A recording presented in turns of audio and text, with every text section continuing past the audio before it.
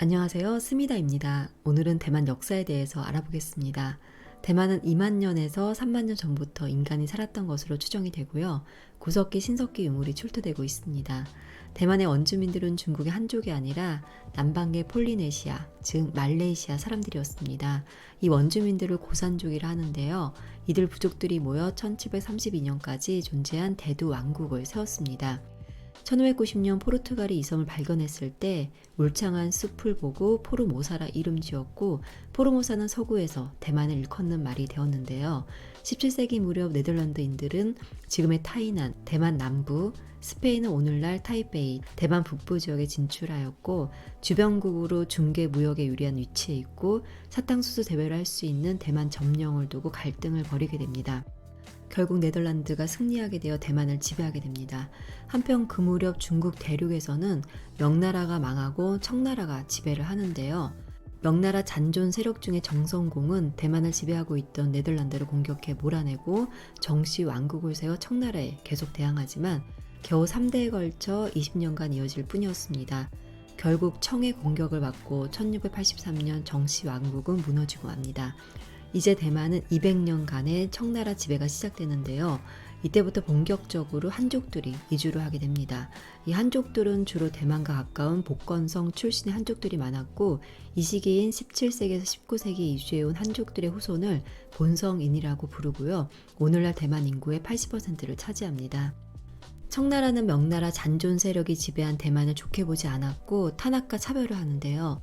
그러자 명나라, 청나라와 관계없었던 원주민들이 반발을 하게 되었고, 청은 원주민들을 진압하였고 원주민들은 고산지대로 도망치듯 내쫓기게 되었습니다.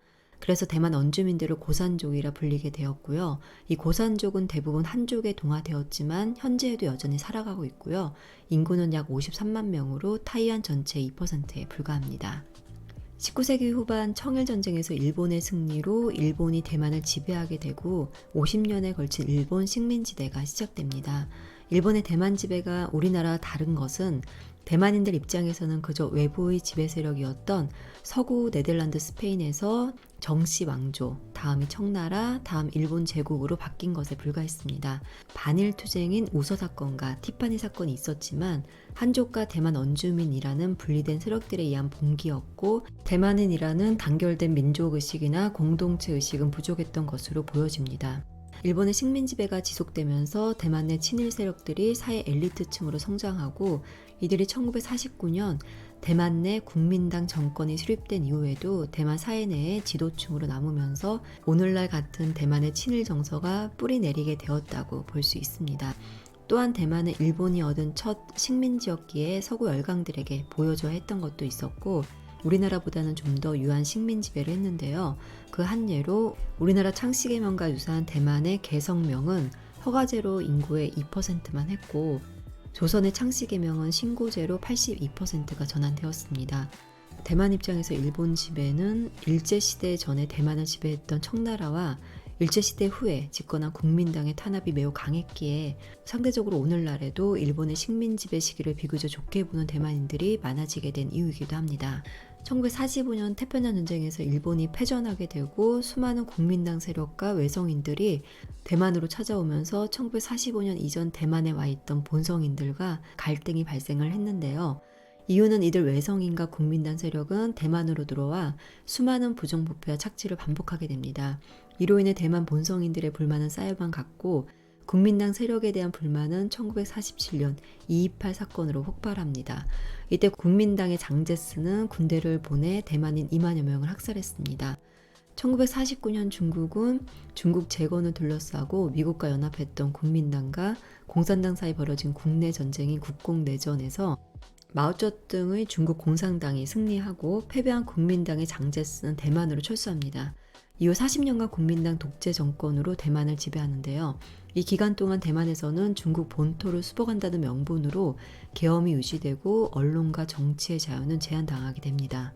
1988년 최초로 본성인 출신의 리덩우이가 총통이 되면서 대만은 정치개혁이 이루어지게 되고 서서히 민주화의 길로 나가게 되는데요. 40년간 유지되었던 계엄도 해지가 됩니다. 현재 대만은 민주 진보당이 진보, 국민당이 보수 세력으로 분류됩니다.